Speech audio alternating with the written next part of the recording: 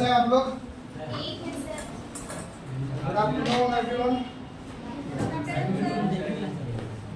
चलिए आप लोग का क्लास आज स्टार्ट कर रहे हैं। हम लोग का कहाँ तक हुआ था? गोज लो तक ना। गोज लो से आगे हम लोग को चलना है आज एप्लीकेशंस ऑफ गोज, है ना। आप लोगों को पेज दिए हुए थे, उसमें फर्स्ट एप्लीकेशंस मैंने लगाया था। कौन सा था? आपका फर्स्ट एप्लीकेशन था एक यूनिफॉर्म लॉन्ग स्ट्रेट वायर का हमको क्या निकालना था? इलेक्ट्रिक फील्ड निकालना था। एक यूनिफॉर्म लॉन्ग स्ट्रेट वायर के लिए निकालना था। जैसे कि आप देख पा रहे हैं, ये एक लॉन्ग स्ट्रेट वायर है और इस वायर में चार्ज डिस्ट्रीब्यूटेड है। क्या चार्ज डिस्ट्रीब्यूटेड है? कितना चार्ज डिस्ट्रीब्यूटेड है? क्यू चार्ज डिस्ट्रीब्यूटेड है। ठीक है, टोटल चार्ज का अगर हम बात करें तो कितना चार्ज डिस्ट्रीब्यूटेड है? Q charge. क्योंकि ये लॉन्ग स्ट्रेट वायर है, बात मत कीजिए। क्योंकि ये लॉन्ग स्ट्रेट वायर है, आप लोग देख पा रहे होंगे, इसमें टोटल चार्ज कितना होगा? क्यू होगा। और इसका जो डिस्टेंस होगा वो इनफाइनाइट तक जाएगा। क्लियर है? इसका जो टोटल डिस्टेंस होगा वो कहाँ जाएगा? इनफाइनाइट तक जाएगा। ठीक है, तो ये फर्स्ट एप्लीकेशन से आपका electric field intensity due to a long straight wire. इसी लॉन्ग स्ट्रेट वायर की वजह से हमारा इलेक्ट्रिक फील्ड इंटेंसिटी कितना होगा किसी एक पॉइंट। ठीक है, तो आप देख पा रहे हो ये एक लॉन्ग स्ट्रेट वायर है। ठीक है, हम लोगों को इसको प्रूव करना है by using gauge law. Gauge law आप लोग पढ़े हैं? गॉज लॉ हम बता चुके हैं इससे पहले वाले क्लास में आप देख चुके होंगे कि गॉज लॉ हम लोग पढ़े थे, जिसमें हम लोग बताए थे कि जो टोटल इलेक्ट्रिक फ्लक्स होता है अकॉर्डिंग टू गॉज लॉ वो क्या होता है? Q enclosed bye epsilon not. अभी कोई नहीं लिखेगा, ठीक है? Q enclosed bye epsilon not. इसी गॉज लॉ की हेल्प से हमको क्या करना है कि यूनिफॉर्म लॉन्ग स्ट्रेट वायर के लिए हमको क्या करना है? इलेक्ट्रिक फील्ड का वैल्यू फाइंड करना। ठीक है ना? तो दिक्कत? चलिए तो हम लोग लिखना चालू करते हैं। लिखिए, क्वेश्चन लिख लीजिए पहले। फर्स्ट एप्लीकेशन है गॉस लॉ का। इलेक्ट्रिक फील्ड इंटेंसिटी या find electric field intensity, find electric field intensity due to a long straight wire, due to a long straight wire. Find electric field intensity due to a long straight wire. एक long straight wire के लिए हमारा electric field intensity कितना होगा ये हमको check करना है। ठीक है ना? तो सबसे पहले हम लोग को कुछ कंसीडर करना पड़ेगा। ठीक है, वो हम लोग पहले लिखेंगे। Let us consider a uniformly charge long straight wire. Let us consider a uniformly charge long straight wire of a linear charge density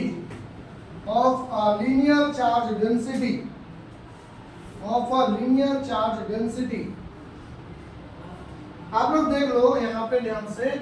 आप क्या कंसीडर करोगे? एक लॉन्ग स्ट्रेट वायर हमने कंसीडर किया है जिसका चार्ज डेंसिटी क्या होगा? लीनियर चार्ज डेंसिटी होगा। पिछले क्लास में मैंने बताया था कि लीनियर चार्ज डेंसिटी क्या होता है। लीनियर चार्ज डेंसिटी जो होता है वो क्या होता है? Linear charge density is equal to होता है, क्या होता है बताओ? चार्ज अपॉन लेंथ होता है। लीनियर चार्ज डेंसिटी क्या होगा?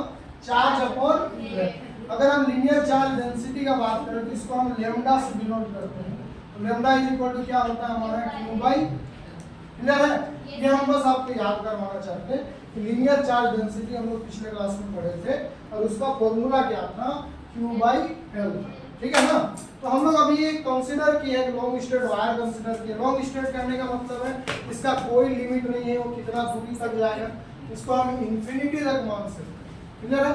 इसका जो टोटल लेंथ बोले हम कहाँ तक मानेंगे? इंफिनिटी तक जाएगा। ठीक है, कितना डिस्टेंस ट्रेवल करेंगे ये पता नहीं। लॉन्ग स्ट्रेट वायर बहुत ऊंचाई तक जा सकता है। ठीक है ना? कोई लिमिट नहीं, इसलिए हम उसको क्या मान लिए? लॉन्ग स्ट्रेट वायर है तो बोलो इंफिनिटी। ठीक है? नहीं धस रहा है, क्या बात है? समझ में आ रहा है कि नहीं आ रहा? लिखिए, P be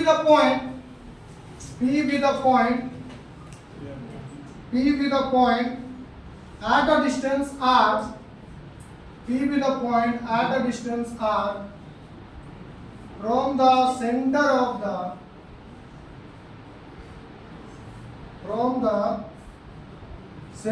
the wire, from the center of the wire. हो गया जी. लिखिए draw a cylindrical Gaussian surface, draw a cylindrical Gaussian surface of radius small r,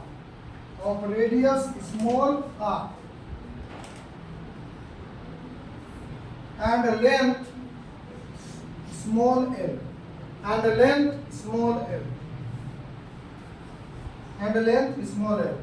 देखिए हम लोगों ने क्या किया है, कंसीडर किया है एक लॉन्ग स्ट्रेट वायर. ठीक है, लॉन्ग स्ट्रेट वायर, इसमें चार्ज डिस्ट्रीब्यूटेड है. तो टोटल चार्ज कितना डिस्ट्रीब्यूटेड है इसमें? Q charge distributed. कितना? क्यू चार्ज डिस्ट्रीब्यूटेड है. अच्छा, इसका वायर से लेकर के आर डिस्टेंस पे एक पॉइंट हम लोग कंसीडर किए हैं. कितना? बी. तो इस पॉइंट पे इस चार्ज की वजह से क्या लगेगा जी? इलेक्ट्रिक फील्ड लगेगा. इस पॉइंट पी पर कितना इलेक्ट्रिक फील्ड लगेगा? तो सर ई लगेगा. कितना लगेगा? लॉन्ग स्ट्रेट वायर है, इससे आर डिस्टेंस पे एक पॉइंट पी है, और उस पॉइंट पे अगर हम बात करें तो टोटल चार्ज की वजह से टोटल जो फील्ड लगने वाला है वो कितना लगने वाला है? ई लगने वाला है.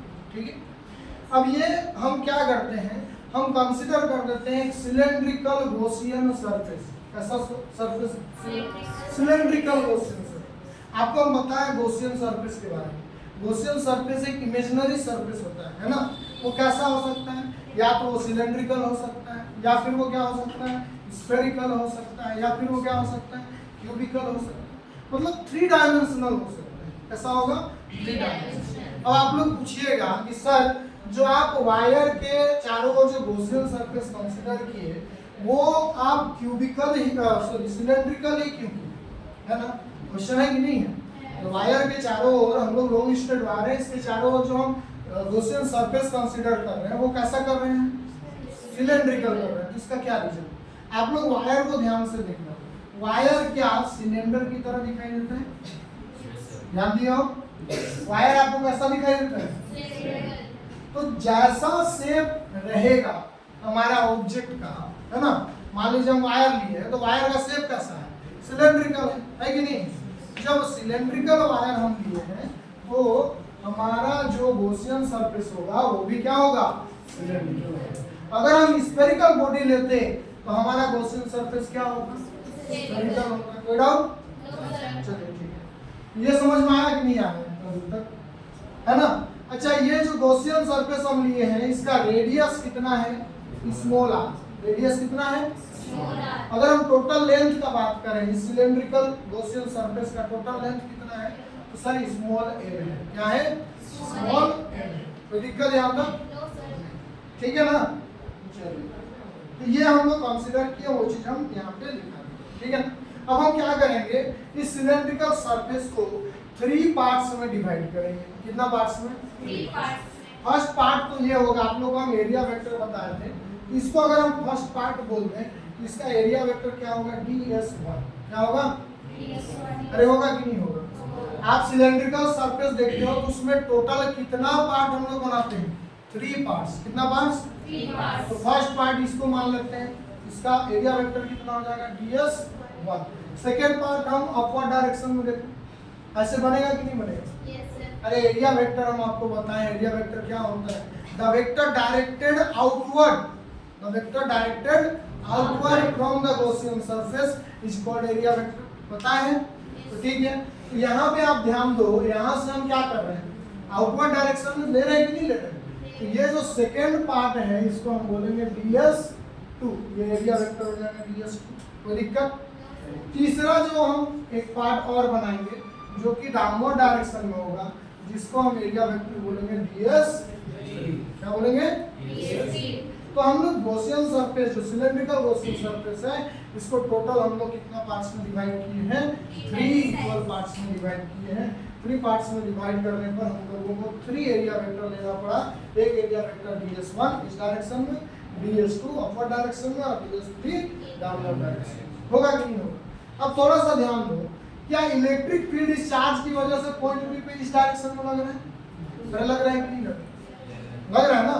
तो इलेक्ट्रिक फील्ड का डायरेक्शन तो उधर है, लेकिन देखो तो इस जगह पे एरिया वेक्टर का डायरेक्शन किधर है? डाउनवर्ड है कि नहीं है? तो यानी कि एंगल का अगर हम बात करें तो कितना डिग्री बनेगा यहाँ पे? कितना डिग्री? आवाज नहीं आया। Very good. और अपवर्ड डायरेक्शन में कितना बनेगा जी? ये भी बनेगा कितना? 90। अगर हम इस जगह का बात करें तो इलेक्ट्रिक फील्ड और एरिया वेक्टर दोनों का डायरेक्शन सेम है कि नहीं?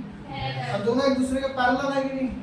जब एक ही डायरेक्शन में रहेगा और एक दूसरे के पैरेलल रहेगा तो जो एंगल होगा वो एंगल कितना होगा जी? 0 डिग्री होगा। कितना होगा? 0 degree. Theta will be 0 degree in that case. होगा कि नहीं होगा? अगर हम फर्स्ट पार्ट का बात करें तो थीटा कितना होगा हमारा? 0 डिग्री। सेकंड पार्ट का बात करें थीटा कितना होगा? 90 डिग्री। थर्ड पार्ट का बात करें तो थीटा कितना होगा? 90 डिग्री। कोई दिक्कत है यहाँ तक? चलिए आगे लिखते हैं। तो लेट अस डिवाइड, लिखिए, let us divide the complete Gaussian surface into three parts, part 1, 2 and 3। ठीक है? डिवाइड इनटू 3 पार्ट्स में डिवाइड कर दो। ठीक है, हुआ जी। अब लिखिए, लीनियर चार्ज डेंसिटी का फॉर्मूला होता है, हम लोग जानते हैं, charge upon length. Charge upon length, ये फॉर्मूला लिखिए, linear charge density equal to होगा चार्ज अपॉन लेंथ, यानी कि Q बाई L। इसको हम पूरा ही लिख देते हैं, चार्ज अपॉन लेंथ लिख लीजिए। चार्ज अपॉन लेंथ होता है ना? तो लीनियर चार्ज डेंसिटी को हम लोग लैम्डा से रिप्रेजेंट करते हैं, तो लैम्डा इक्वल टू क्या होगा? Q by L। Q by L। ठीक है, इसका मतलब Q इज इक्वल टू क्या होगा जी? लैम्डा L होगा। क्या होगा? होगा कि नहीं होगा?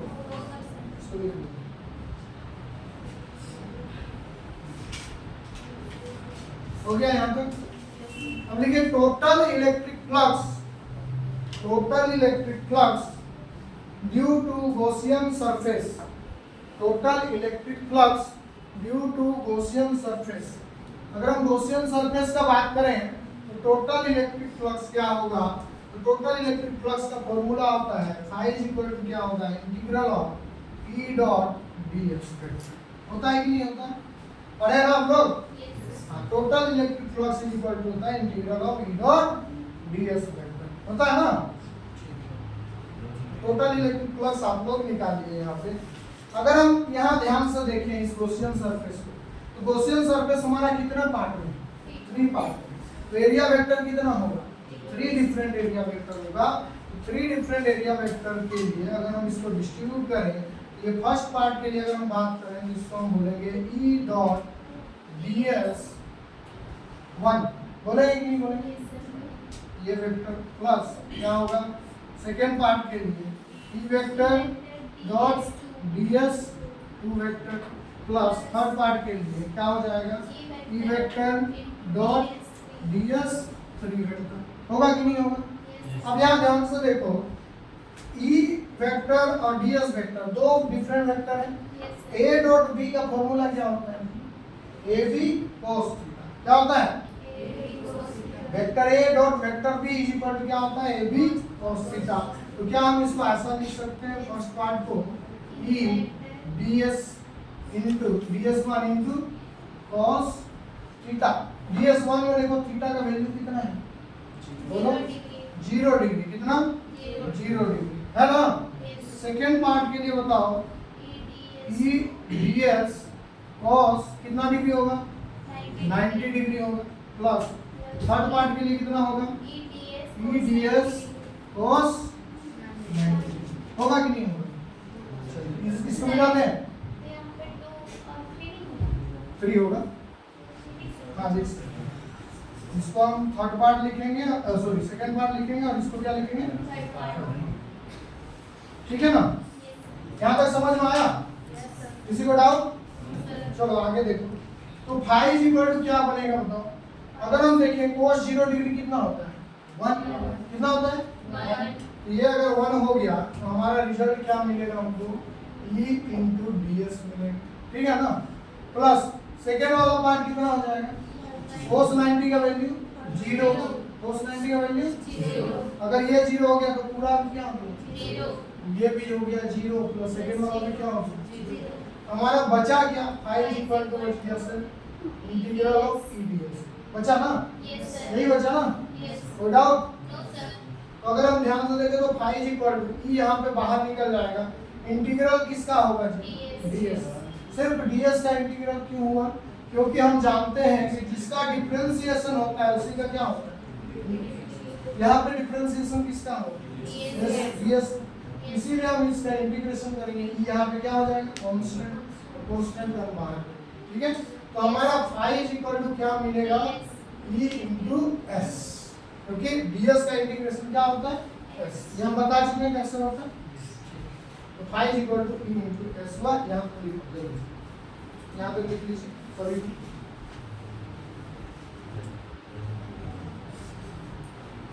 अच्छा एक और टर्म है थोड़ा सा, अगर हम सरफेस एरिया, अब यहाँ पे s क्या है जी surface area of Gaussian surface है ना, गॉसियन सरफेस हमारा क्या है क्यूबिकल, ठीक है। तो क्यूबिकल बोल रहे हैं सिलेंड्रिकल, तो सिलेंड्रिकल का सरफेस एरिया क्या होता है 2 पाई r, क्या होता है 2 पाई r। तो फाइव इक्वल टू क्या होगा e डॉट 2 पाई r, ये हमारा निकल जाएगा इसका वैल्यू इलेक्ट्रिक फोर्स। इसका हम इक्वेशन नंबर 1 यहाँ पे लिखिए।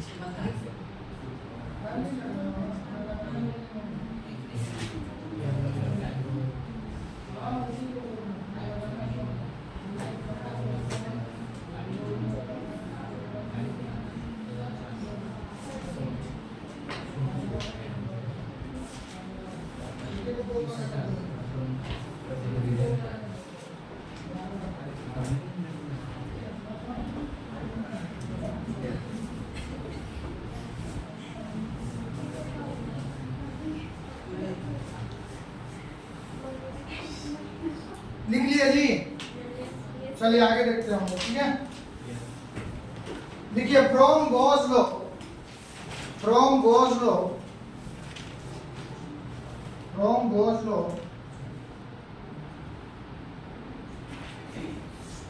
From Gauss law the total electric flux through the Gaussian surface, इसको मिटा दे क्या लिखे, total electric flux through the Gaussian surface, total electric flux through the Gaussian surface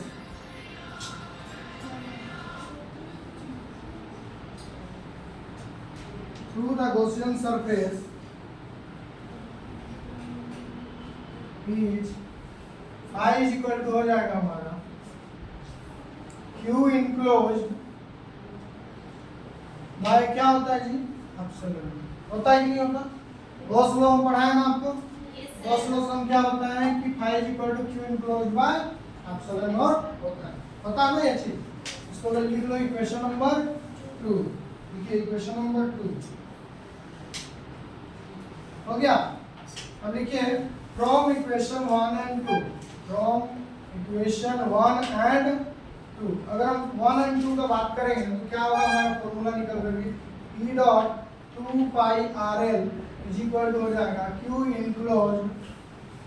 enclose by क्या होगा, होगा ना। तो दिक्कत यहाँ तक। अच्छा एक बात बताओ, अभी इससे पहले हम लीनियर चार्ज डेंसिटी का फॉर्मूला पढ़े ना, उसमें हम Q निकाले थे, Q इज इक्वल टू क्या लिखे थे, लैम्डा एल लिखे थे ना। तो क्या हम Q इनक्लोज की जगह में लैम्डा एल लिख सकते हैं? चलो Q की जगह हम लिख दिया lambda L by epsilon naught is equal to यहाँ पे क्या होगा, E इनटू 2 पाई आर। होगा कि नहीं होगा? होगा।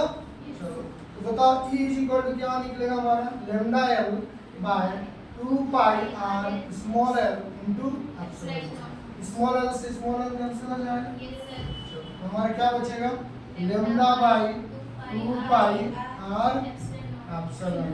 ये निकलेगा ना, lambda by 2 pi R epsilon. इसका वैल्यू निकलेगा E is equal to lambda by 2 pi R epsilon. लिखिए इसको।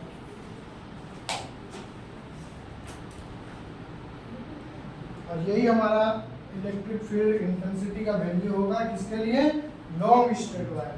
किसके लिए? किसी को दिक्कत है यहाँ तक समझने में? बहुत सिंपल है। सबसे पहले हम क्या किए, टोटल इलेक्ट्रिक फ्लक्स लिए due to the Gaussian surface, है ना। और हम लोग जानते हैं फाई इक्वल टू क्या होता है, इंटीग्रल मल्टीपल ऑफ, है ना, integral multiple of E dot ds होता है, वो कर लिए थे। उसको सॉल्व करने के बाद फिर हम लोग गॉस लॉ का हेल्प लिए। गॉस लॉ से क्या निकाले, फाई इक्वल टू होता है Q इनक्लोज बाय एप्सिलॉन। यही होता है ना। तो दोनों इक्वेशन को हम इक्वेट करेंगे, ये is equal to Q enclose by epsilon naught होगा। तो दिक्कत है यहाँ पर। ये अगर हम E इज इक्वल टू निकालना चाहें तो Q इनक्लोज का वैल्यू हम आपको बताए थे, लीनियर चार्ज डेंसिटी से लैम्डा एन होता है ना। तो lambda N by epsilon naught यहाँ पे है, और 2 पाई आर एल को अगर हम डिवाइड कर दें, स्मॉल एल से स्मॉल एल कैंसिल हो जाएगा, तो हमारा इलेक्ट्रिक फील्ड का वैल्यू निकल कर आ जाएगा E is equal to lambda by 2 pi R epsilon naught. कोई दिक्कत यहाँ तक? चलिए यहाँ तक लिखिए। हो गया तो आगे बताइए। सबका हो जाएगा तो बोलिएगा, ठीक है।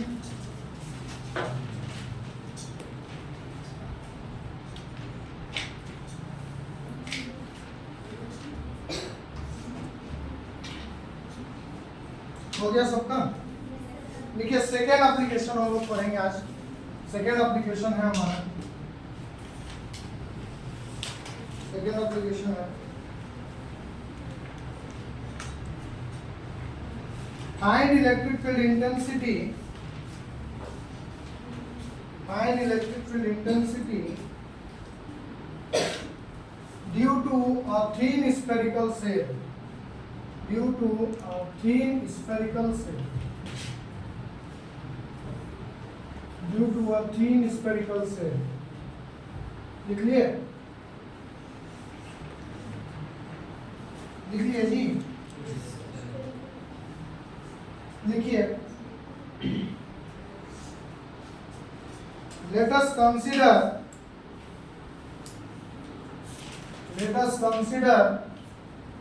a charge Q, let us consider a charge Q is distributed uniformly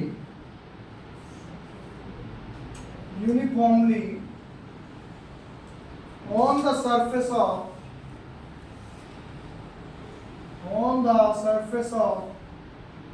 spherical shell, on the surface of spherical shell of radius capital R, on the surface of spherical shell of radius capital R।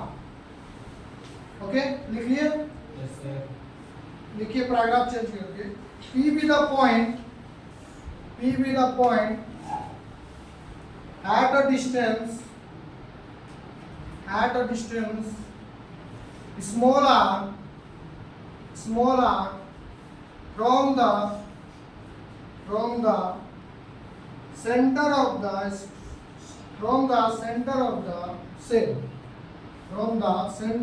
cell।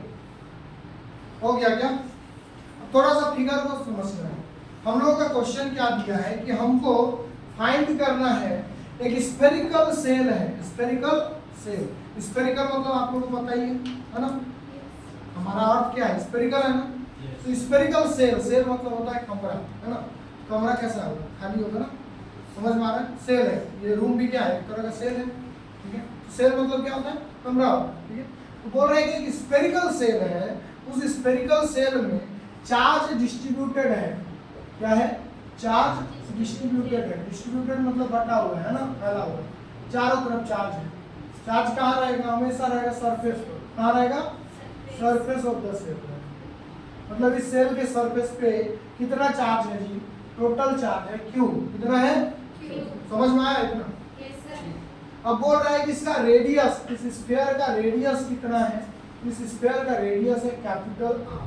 क्या है, capital R. Radius का अगर हम बात करें, centre को मान लेते हैं ओ, इसका रेडियस कितना होगा, कैपिटल आर। तो दिक्कत यहाँ तक। अब क्या बोल रहा है कि हम लोग इस स्फेरिकल सेल की वजह से जो इलेक्ट्रिक फील्ड होगा, उस टोटल इलेक्ट्रिक फील्ड को फाइंड करेंगे, ठीक है। तो उसके लिए हमको ना बेसिकली 3 जगह पर चेक करना पड़ेगा। स्फेरिकल सेल के 3 पार्ट्स में चेक करना पड़ेगा। कहाँ का, पहला तो इस स्फीयर के अंदर में है कि नहीं, ये चेक करना होगा। क्या चेक करना होगा, स्फीयर के अंदर में है कि नहीं, ठीक है। इलेक्ट्रिक फील्ड इस स्फीयर के अंदर में है कि नहीं है, ये चेक करना होगा। दूसरा केस क्या होगा, स्फीयर के सरफेस पे है कि नहीं इलेक्ट्रिक फील्ड, ठीक है।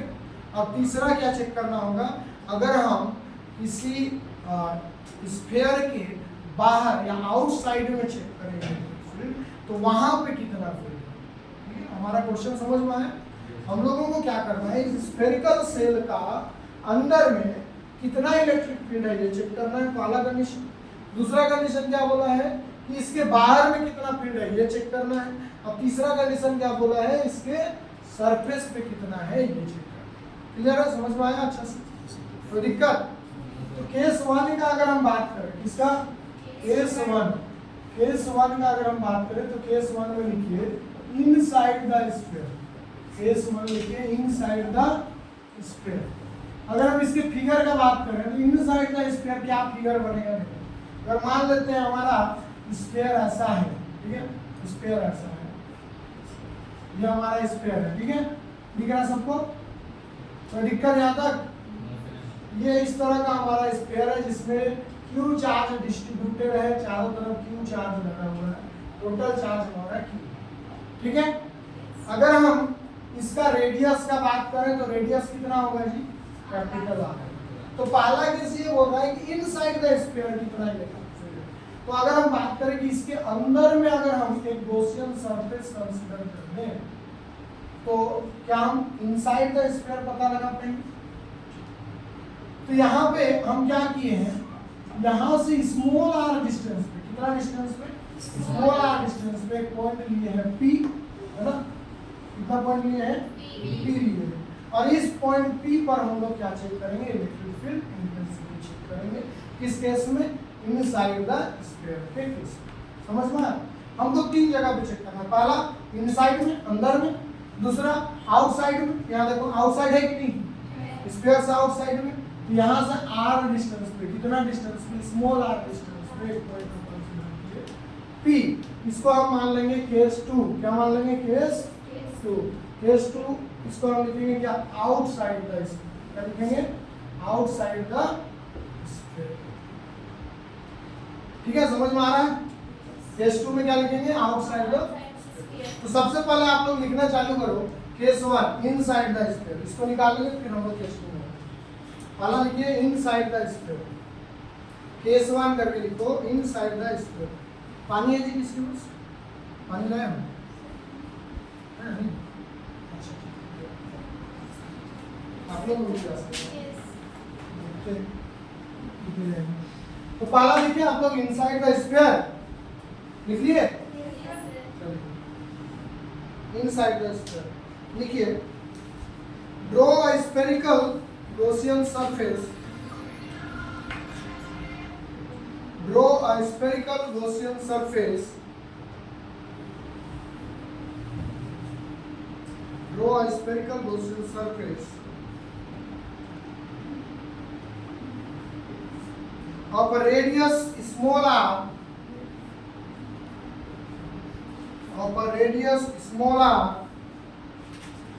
through point P, of a radius small r through point P. देखिए यहाँ ध्यान से, अगर हम सेंटर से स्मॉल आर के रेडियस मान करके गॉसियन सरफेस हम लोग क्या कर ले, कंसीडर कर ले, क्या कर ले, कंसीडर। कहाँ पे?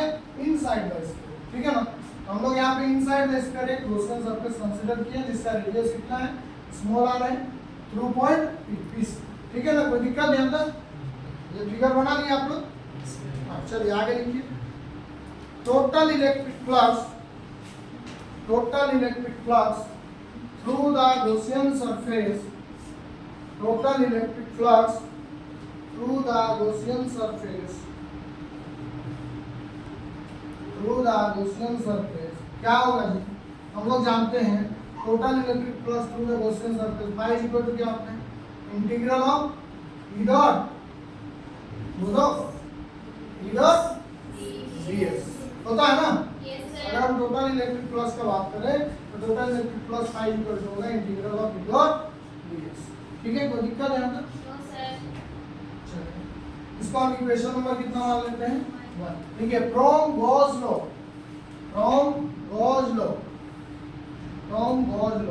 अगर हम गॉस लॉ का बात करें तो हम लोग क्या जानते हैं, from Gauss law total electric flux through the Gaussian surface, total electric flux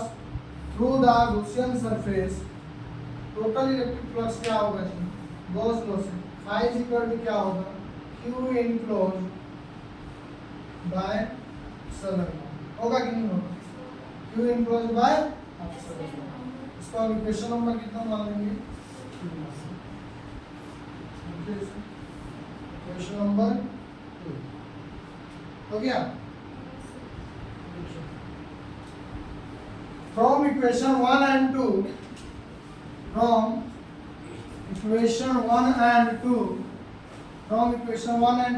क्या होगा, integral of E dot ds is equal to हो जाएगा Q इनक्लोज बाय एप्सिलॉन, होगा कि नहीं होगा। अगर हम 1 और 2 को ध्यान से देखते हैं तो दोनों इक्वेशन की वजह से क्या इसके बराबर ये होगा, अरे होगा, अरे बोला करो, होगा ना, कोई डाउट है इसमें? ठीक है, तो E dot ds is equal to हो गया Q इनक्लोज बाय क्या हो गया, बट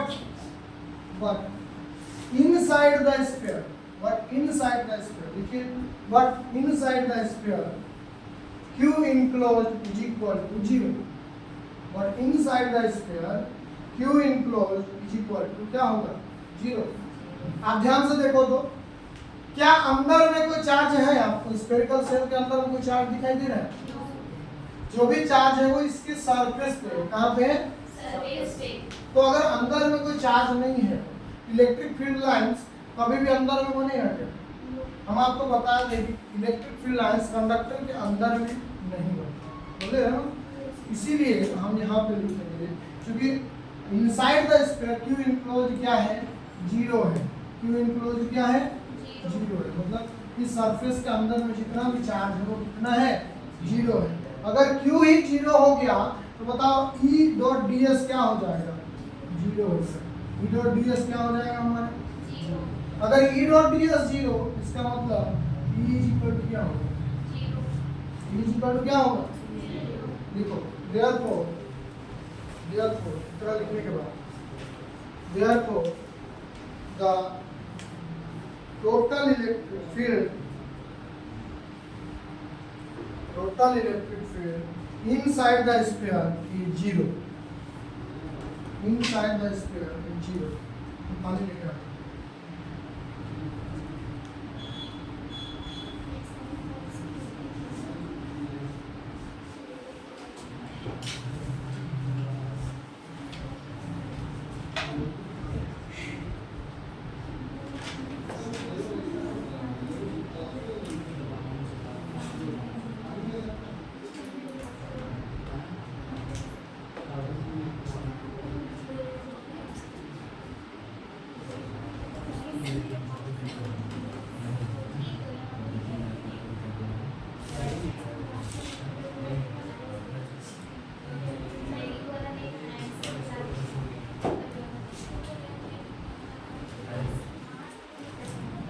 हो गया क्या? समझ में आया? अगर हम इनसाइड द स्फीयर का बात करें तो टोटल इलेक्ट्रिक फ्लक्स क्या होगा? ठीक है, समझ में आया पूरा? चलो ठीक है, नेक्स्ट लिखो case 2 outside the sphere. Case 2 outside the sphere. Case 2 का बात करें तो क्या होगा? Outside the sphere. ठीक है, केस 2 आउटसाइड द स्फीयर। लिखिए draw a spherical Gaussian surface. Draw a spherical Gaussian surface of a radius small r. Of a radius small r through point P. Of a radius small r through point P. Through point P. हो गया? ये total electric flux through the Gaussian surface, total electric flux through the Gaussian surface यही होगा। Phi is equal to क्या हो जाता है? E dot D S. ठीक है, through the Gaussian surface phi is equal to होगा ई डॉट डी एस। ये वाला इधर वाला, ठीक है, phi is equal to E dot D S. क्या होगा? E dot. अच्छा, ये दोनों वेक्टर क्वांटिटी है ना, दो वेक्टर अगर डॉट प्रोडक्ट में है तो इसको हम क्या लिख सकते हैं? Integral of E D S cos theta लिख सकते हैं क्या? Yes sir. E D S cos theta. Theta का वैल्यू क्या होगा? यहाँ पे आउटसाइड में देखो तो जिस डायरेक्शन में पॉइंट है उसी डायरेक्शन में फील्ड भी लग रहा है, एरिया वेक्टर भी उसी डायरेक्शन में लगेगा। इसका मतलब थीटा का वैल्यू हो जाएगा हमारा 0 डिग्री। कितना हो जाएगा? cos 0 का वैल्यू आपको पता है कितना होता है? 1 होता है। ये हो जाएगा इंटीग्रल ऑफ होगा कि नहीं होगा? इसका वैल्यू है फाई। इसका वैल्यू है फाई इज इक्वल टू हमारा निकल जाएगा, ये बाहर निकल जाएगा, integral of ds g equal to हम लिख सकते हैं e इनटू s। लिख सकते हैं s is the surface area of spherical shell. s is the surface area of spherical shell. बताओ स्फेरिकल शेल का सरफेस एरिया का फॉर्मूला क्या होता है? E इंटू 4 पाई r होता है कि नहीं? पाई इक्वल होगा E इंटू 4 पाई r। पाई इक्वल हो गया E इंटू 4 पाई r। इसको हम इक्वेशन नंबर कितना मान लेते हैं? इसको इक्वेशन नंबर 1। ठीक है, याद कर लो, हो जाएगा तो बोलिए। ठीक है, हो गया क्या?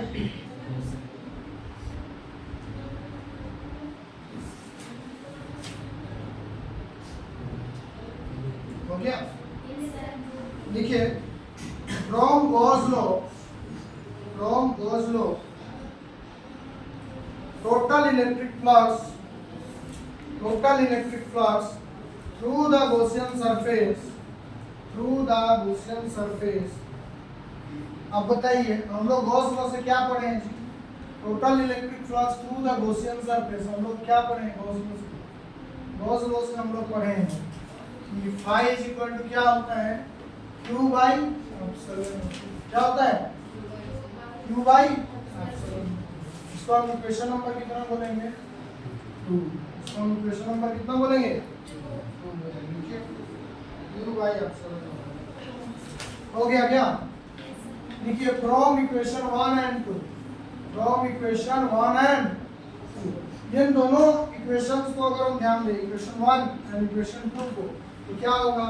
E into 4 pi r square is equal to होगा q बाई एप्सिलॉन। होगा क्या? अगर आप E इज इक्वल टू निकालना चाहेंगे तो फिर इज इक्वल टू क्या होगा? q by 4 pi r square epsilon. होगा क्या? अगर हम ध्यान दें यहाँ पे, यहाँ पे ध्यान दो, क्या हम लोग यहाँ पे देख सकते हैं कि 1/4 pi r square, sorry 1/4 pi epsilon naught का वैल्यू हमको पता है। इसको हम क्या बोलते हैं? स्मॉल के बोलते हैं, कैपिटल के बोलते हैं। क्या बोलते हैं? कैपिटल के। इलेक्ट्रोस्टैटिक कांस्टेंट, हाँ, फोर्स कांस्टेंट। तो E इज इक्वल टू क्या हम यहाँ पे लिख सकते हैं? 1/4 पाई एप्सिलॉन नॉट की जगह में क्या लिख सकते हैं? A और Q बाई क्या हो जाएगा? होगा कि नहीं होगा? This is the formula of electric field intensity. यहाँ लिखा है where K is equal to हो जाएगा 1/4 एप्सिलॉन। यहाँ पे 1/4 एप्सिलॉन नॉट की जगह हम क्या लिखेंगे? कोई दिक्कत है यहाँ पे? No sir. यही हमारा इलेक्ट्रिक फील्ड इंटेंसिटी का फॉर्मूला होगा। कहाँ पे? Outside the spherical. देखो ये वाला फिगर बनाना है, ठीक है? आउटसाइड द स्फेरिकल से हम बता दें, ये वाला फिगर आपको समझ में आया? अच्छा, तीसरा कंडीशन भी देख ही लो उसके बाद से। तीसरा कंडीशन ये है कि अगर मान लीजिए ऑन द सरफेस रहा, कहाँ ऑन द सरफेस, मतलब स्फेरिकल शेल में ही खाली बात की है, ऑन द सरफेस, तो ये वाला जो गॉसियन सरफेस है इसको हम हटा देंगे, है ना? तो ऑन द सरफेस के लिए हमारा जो पॉइंट P है वो कहाँ पे आ जाएगा? सरफेस पे आ जाएगा। कहाँ पे आ जाएगा? सरफेस पे। तो ये फिगर आप बनाओगे। थर्ड केस होगा, केस 3। थर्ड केस के लिए क्या होगा? On the surface, on the surface. अगर हम थर्ड केस का बात करें, थर्ड केस के लिए हमारा निकलेगा यहाँ पे ऑन द सरफेस, और इसका फिगर ये ऐसा होगा, ठीक है? ऑन द सरफेस का मतलब क्या होगा? यहाँ पे दोनों का रेडियस क्या होगा? सेम, यानी कि कैपिटल आर और स्मॉल आर क्या हो जाएगा यहाँ पे? सेम। तो केस 3 में small r is equal to क्या होगा? कैपिटल। इसका मतलब इलेक्ट्रिक फील्ड E का वैल्यू क्या होगा? K क्यूब बाई क्या होगा? कैपिटल आर का। क्या हो जाएगा? Capital R. यही हमारा फॉर्मूला निकल कर आएगा इसके लिए। समझ में आया? तो जब भी हम स्फेरिकल सेल का बात करते हैं तो उसमें हम 3 साइड पे हम चेक करते हैं। पहला, इनसाइड द स्फीयर क्या होगा इलेक्ट्रिक फील्ड, दूसरा सरफेस पे क्या होगा इलेक्ट्रिक फील्ड, और तीसरा क्या? आउटसाइड। समझ में आया ना? तो पहला आप लोग बताइए, अगर इनसाइड का बात करें तो इलेक्ट्रिक फील्ड कितना होगा? 0, है ना? अगर हम आउटसाइड का बात करें तो इलेक्ट्रिक फील्ड होगा K cube by R square. On the surface में कोई वैल्यू हो, बस चेंज यही होगा कि रेडियस जो है इक्वल हो जाए, है ना? स्फेरिकल सेल का जितना रेडियस होगा उसके स्क्वायर। तो बहुत आसान है। तो 2 एप्लीकेशन आप लोगों को हम गॉस लॉ का बता दिए हैं, बाकी एप्लीकेशंस का हम PDF बना करके आपको ग्रुप में दे देंगे, ठीक है ना? जिससे आपको समझने में कोई दिक्कत नहीं होगी। ठीक, थैंक यू क्लास।